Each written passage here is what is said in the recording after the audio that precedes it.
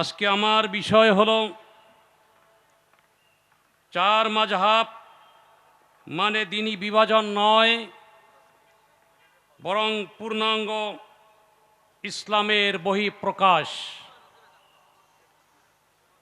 অত্যন্ত সময় উপযোগী একটি বিষয় আমাকে নির্ধারণ করে দেওয়া হয়েছে। মূলত বর্তমান এই বাংলার জমিনে এবং বিভিন্ন পৃথিবীর বিভিন্ন রাষ্ট্রে এই মাযহাবের বিতর্ক বর্তমান সময়ের একটি গুরুত্বপূর্ণ বিষয়।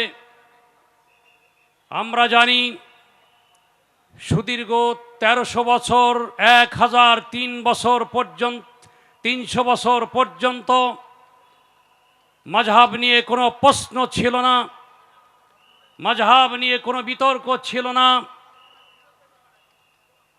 যুগে যুগে কালে কালে মাযহাব ছিল ইসলামের একটি সুন্দর সমাধান। আমরা জানি 1,24,000 পয়গম্বর এই পৃথিবীতে দাওয়াতি কার্যক্রম পরিচালনা করে এই জগৎ থেকে চলে গেছেন। বাবা আদম থেকে রহমাতুল্লিল আলামিন পর্যন্ত প্রত্যেক নবীর মৌলিক দাওয়াত ছিল তাওহীদ ও রিসালাত, আকীদার দাওয়াত। সেই ক্ষেত্রে তাদের কোনো বিভাজন ছিল না। সব নবী রাসূলদের কথা ছিল আল্লাহু ওয়াহিদুন লা শারীকা লাহ, আল্লাহ এক, তার কোনো শরীক নাই। আখিরাতের বিশ্বাস, তাওহীদ ও রিসালাতের বিশ্বাস সব নবী রাসূলদের ছিল। কিন্তু শরঈ বিধান তথা দুনিয়াবি আমল, এই বিষয়ে বিভিন্ন নবীদের বিভিন্ন রকমের আমলি কার্যক্রম ছিল। মুসা নবীর ধর্মের মধ্যে ছিল কঠোরতা, ঈসা নবীর ধর্মের মধ্যে ছিল শিথিলতা। এক এক নবীর এক এক রকমের আমল তথা শাখাগত মাসালায় ভিন্নতা ছিল। কিন্তু তাওহীদ ও রিসালাত মৌলিক আকীদার ক্ষেত্রে তাদের কোনো বিভাজন ছিল না। ঠিক না বেঠিক? ঠিক আমার নবী সরকারে কায়নাত ফখরে মওজুদাত মুহাম্মাদুর রাসূলুল্লাহ সাল্লাল্লাহু আলাইহি ওয়াসাল্লাম সব নবী রাসূলদের সমস্ত কার্যক্রমের নির্যাস দিয়ে পরিপূর্ণ দিন আমাদেরকে উপহার দিয়ে গেলেন। আরাফাতের ময়দানে আল্লাহ ঘোষণা করলেন, আল ইয়াউমা আকমালতু লাকুম দীনাকুম, আজকে তোমাদের দিন পরিপূর্ণ করে দিলাম। সেই থেকেই আমাদের নবীর দিন হলো পরিপূর্ণ দিন, the complete code of life, যেই দিনের ব্যাপারে কোনো প্রশ্নই হতে পারে না। কিন্তু পরবর্তীকালে 1,24,000 সাহাবীদের যে হাদিস বিশ্বব্যাপী ছড়িয়ে পড়েছে, সেই হাদিসের ভিন্নতা, এই ভিন্নতাটা কি আসলে কোন বিষয়ের ভিন্নতা? ভিন্নতা ছিল শাখাগত বিষয়ে, দ্বীনি মৌলিক বিষয়ে কোনো ভিন্নতা ছিল না। কোনো সাহাবী বলেনি কোরআন মাখলুক, কোনো সাহাবী বলেনি কবিরা গুনাহ করলে কাফের হয়ে যাবে, কোনো সাহাবী বলেনি যে জান্নাত জাহান্নাম এখন সৃষ্টি করা হয়নি, কোনো সাহাবী বলেনি মিজান বলতে কিছুই ছিল না, কোনো সাহাবী বলেনি পুলসিরাত বলতে কিছু নাই।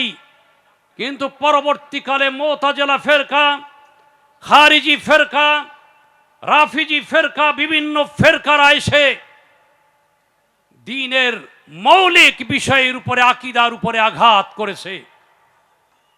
খারিজিরা এসে বলল কবিরা গুনাহ করলে কাফের হয়ে যাবে। মুতাজিলারা এসে বলল কোরআন মাখলুক, মুতাজিলার বলল কবর, কবরের মুনকির নকিরের সোয়ালের বিষয়ে প্রশ্ন তুলল, মিজানের ব্যাপারে প্রশ্ন তুলল, তারা পুলসিরাতের ব্যাপারে প্রশ্ন তুলল। জাবরিয়া ফেরকা, কাদরিয়া ফেরকা নানান রকমের প্রশ্ন তুলে দ্বীনের মৌলিক বিষয়ের উপরে আঘাত করল। কিন্তু ইমাম আবু হানিফা, ইমাম মালিক, ইমাম শাফি, ইমাম আহমদ ইবনে হাম্বল রাহিমাহুমুল্লাহ, এই সব বাতিল ফেরকাদের যাদের এই বদ আকীদা ছিল, এগুলোকে পদদলিত করে তারা যেই সমাধান দিয়েছেন, চার মাযহাব আকীদাগত বিষয়ে এক এবং অভিন্ন ছিল, ঠিক না বেঠিক? সব মাযহাবের ইমামরা ওনারা আহলুস সুন্নাত ওয়াল জামাতের আকীদার উপরে ছিলেন। ইমাম আবু হানিফা যেমন বলেছেন কোরআন শাশ্বত, কোরআন কাদিম, ইমাম মালিক তাই বলেছেন, ইমাম শাফি তাই বলেছেন, ইমাম আহমদ ইবনে হাম্বল তাই বলেছেন।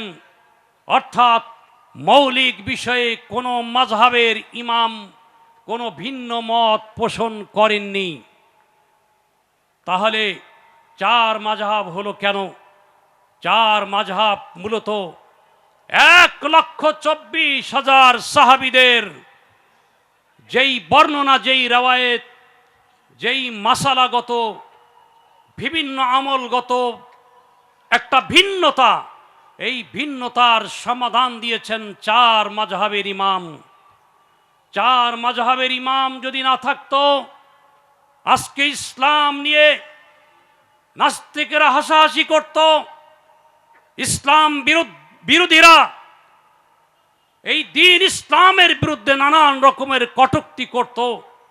ইমামে আজম আবু হানিফা রাহমাতুল্লাহ আলাইহি সব হাদিসগুলোকে সামনে নিয়ে, কোরআনকে সামনে নিয়ে, সাহাবীদের কওল তথা তাদের বক্তব্যকে সামনে নিয়ে যে একটা উসুল তৈরি করেছেন, সেই উসুলের ভিত্তিতে উনি সমাধান দিয়েছেন। ইমাম মালিক রাহমাতুল্লাহ আলাইহি উসুলের ভিত্তিতে সমাধান দিয়েছেন। সেই উসুলগুলো ছিল আমলগত বিষয়, আকীদাগত বিষয় নয়। এই আমলগত বিষয়ে যেমন রফি আদাইনের মাসালা, খোদ আব্দুল্লাহ বিন বাজ, সৌদি আরবের আব্দুল্লাহ বিন বাজের কিতাবের মধ্যে আমি দেখলাম, উনি বললেন লাউলা আব্দুল্লাহ ইবনে মাসউদ ও আলী ইবনে আবি তালেব, আব্দুল্লাহ ইবনে মাসউদ এবং আলী ইবনে আবি তালেব যদি না হতো, তাহলে নামাজের মধ্যে রফিয়াদাইনকে আমরা ফরজ বলতাম। কিন্তু আব্দুল্লাহ ইবনে মাসউদ, আলী রাদিয়াল্লাহু তাআলা আনহু এই রফিয়াদাইন তথা বারবার হাত তোলার বিষয়টার বিরুদ্ধে কথা বলার কারণে, রওয়ায়েতের কারণে আমরা বলছি মুস্তাহাব। তাহলে এরা বলতেছে মুস্তাহাব, আর ইমাম আজম আবু হানিফা রাহমাতুল্লাহ আলাইহি বলছেন এটা মানসুখ। কেন রহিত?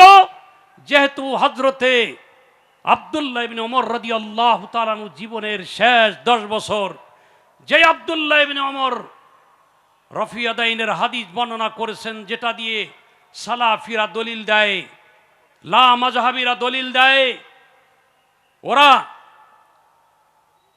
এই আব্দুল্লাহ ইবনে ওমরের হাদিস দিয়ে দলিল দেয়। হযরত মুজাহিদ রাহমাতুল্লাহ আলাইহি বলেন সাহিবতু আব্দুল্লাহ ইবনে ওমরা, আমি আব্দুল্লাহ ইবনে ওমরের সাথে ছিলাম 10 সিনিন, 10 বছর আমি তার খেদমত করেছি। ফালাম আরা ইয়ারফা ইয়াদাই, আমি তাকে 2 হাত বারবার তুলতে দেখিনি, ইল্লা ফি ইফতিতাহিস সালাত, একমাত্র শুরুতেই রফিয়াদাইন করতে দেখেছি।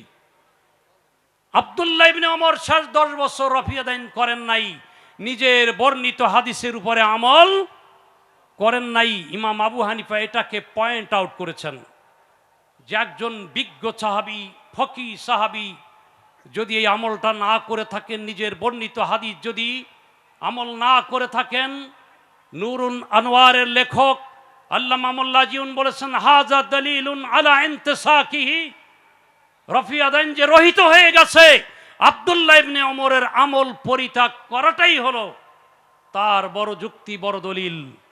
অতএব এই জন্য আমরা রফি আদায় করি না, নাভির নিচে হাত বাঁধি। ইমাম আবু হানিফা রাহমাতুল্লাহ আলাইহি বলেন যে তোমরা বুকের উপর হাত বাঁধো একটা হাদিসের কারণে, আর আমি নাভির নিচে হাত বাঁধি 4টা হাদিসের কারণে। চিৎকার করে বলুন না সুবহানাল্লাহ। নাভির নিচে হাত বেঁধে নামাজ পড়লে 4টা হাদিসের উপর আমল হয়ে যায়। এক হাদিসে বলেছে জেরা আলা জেরা, আর এক হাদিসে বলেছে ওয়াদুল আকুফে আলা জাহারেল আকুফ, এক হাতের তালু আর এক হাতের পিঠের উপরে দেওয়া।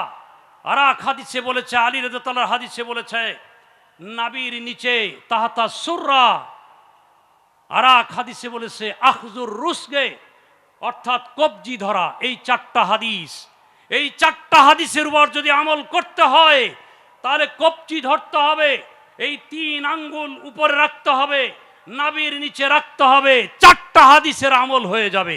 চিৎকার করে বলুন না সুবহানাল্লাহ। অতএব আমরা কি 4টা হাদিসের উপর আমল করতে চাই নাকি একটা হাদিসের আমল করতে চাই? 4টা। এই জন্য বলা হয় ইমাম আবু হানিফার মাযহাব হলো ব্যারিস্টারি মাযহাব। চিৎকার করে বলুন না সুবহানাল্লাহ। ইমাম আবু হানিফা রাহমাতুল্লাহ আলাইহির ফিকহি ফয়সালা সর্বশ্রেষ্ঠ ফয়সালা।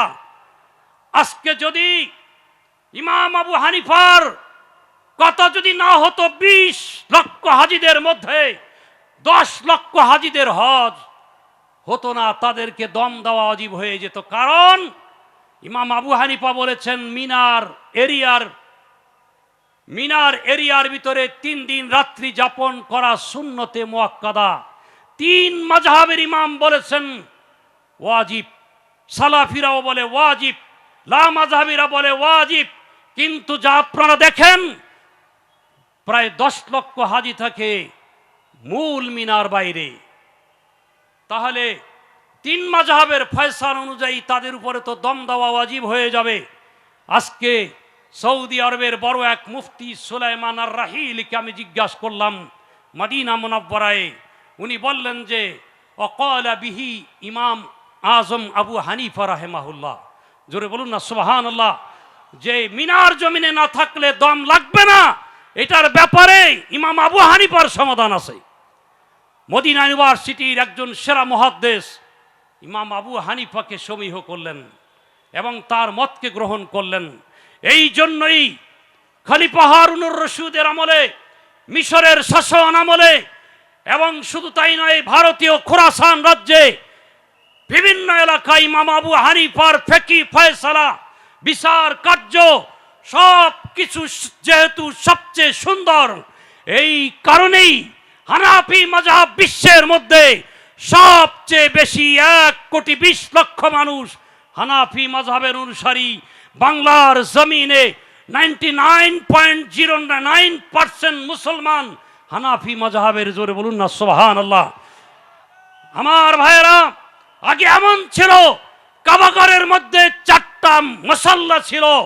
হজের সময় আর রমজানের সময় হানাফি মুসাল্লার মধ্যে নামাজ পড়া হতো। কই আগে তো কোনো বিরোধ ছিল না। ও সালাফিরা, তোমরা এসে এখন ঘরে ঘরে যুদ্ধ বাজিয়ে দিয়েছো। তোমরা এসে এখন দেশের মধ্যে বিবাদ সৃষ্টি করেছো। তোমরা শুধু আমলের উপর আঘাত করো নাই, তোমরা সবচেয়ে বড় শিরকের ব্যবস্থা করে দিয়েছো। তোমরা আল্লাহকে সীমিত করে আরশের মধ্যে নির্দিষ্ট করে দিয়েছো। ঠিক না বেঠিক? তোমরা বলো আল্লাহর জায়গা আছে, তোমরা বলো আল্লাহর দেহ আছে, তোমরা বলো আল্লাহর অঙ্গ প্রত্যঙ্গ আছে, তোমরা আমাদেরকে বেদাতি আর মুশরিক বলো, কিন্তু তোমরা এই শিরকে আকবর করার জন্য ব্যবস্থা করে দিয়েছো। তোমরা বলো যে আল্লাহ নির্দিষ্ট জায়গায় আছে। জোরে বলুন না নাউযুবিল্লাহ। হযরতে হাজিরিন, 4 মাযহাব এটা বিভেদ নয়, 4 মাযহাব হলো আমলের একটা সমন্বয়। চিৎকার করে বলুন না সুবহানাল্লাহ। একটা আমলের সমন্বয় ইসলামের সৌন্দর্য। এক এক গোষ্ঠী, যেহেতু ইমাম মুসা আলাইহিস সালামের সময় এক ধরনের শাসন ছিল, হযরত ঈসা নবীর আমলে এক ধরনের শাসন, হযরতে দাউদ আলাইহিস সালামের সময়ে একজনে 99-100টা বিয়ে করতে পারত, আর হযরতে সুলাইমান আলাইহিস সালামের সময়ে 500 জন বিয়ে করতে পারত। এক একজনের এক একটা শরীয়ত ছিল। কিন্তু আমার নবী বললেন যে পূর্ববর্তী পয়গম্বরদের যে তাওহীদ রিসালাত আকীদা, এটার কোনো পরিবর্তন নাই। এটা আমিও ওই দিনের উপরে আছি, আমি সেটার পূর্ণাঙ্গ রূপ দিয়ে গেছি। ঠিক চার মাযহাবের ইমাম আকীদার উপরে কোনো আঘাত করেন নাই, আহলুস সুন্নাত ওয়াল জামাতের উপরেই তারা প্রতিষ্ঠিত, ঠিক না বে ঠিক? কিন্তু আমলগত সৌন্দর্য এক এক মাযহাবের ইমামের মাধ্যমে আমার নবীর এক একটা সুন্নাহ এক একটা দেশের মধ্যে জারি আছে, ঠিক না বে ঠিক? অতএব হাদিস তাবিল করে ব্যাখ্যা করে এক একজন এক এক রকমের ব্যাখ্যা করলে তাতে কোনো মৌলিক ক্ষতি নাই, বরং এটা ইসলামের সৌন্দর্য, ঠিক না বে ঠিক? এটা ইসলামের পূর্ণাঙ্গতা। অতএব চার মাযহাব নিয়ে বর্তমানে যেই বিভেদ সৃষ্টি করা হচ্ছে, বলা হচ্ছে চার মাযহাব নাকি দিনকে বিভক্তি করেছে। জোরে বলুন না নাউযুবিল্লাহ। আগে তো এরকম ছিল না। আগে তো হানাফি ইমাম থাকলে শাফিরা পিছনে চলে যেত। এই যে কিছুদিন আগে মক্কাতে নামাজ পড়াইতে গেলাম, আল্লাহু আকবার, কেরালার একজন ইমাম বলতেছে আনতা আলা মাযহাবিল আহনাফ, আপনি কি মাযহাবের হানাফির উপরে? যে ঠিক, কাদ্দেম, আপনি সামনে যান। মাযহাব হানাফি মাযহাবের ইমাম থাকলে সেখানে অন্য মাযহাবের ইমাম সামনে যেতে পারবে না, সে পিছনে থাকবে। কত সুন্দর মিল ছিল, জোরে বলুন না সুবহানাল্লাহ। অতএব আগে তো কোনো বিরোধ ছিল না, বর্তমান বিরোধ বাজাইলো কে? বাজাইছে লা মাযহাবিরা, ঠিক না বে ঠিক? কারা? লা মাযহাবিরা। অতএব লা মাযহাবিদের কথার দিকে কর্ণপাত করবে না বর্তমান যুবকেরা।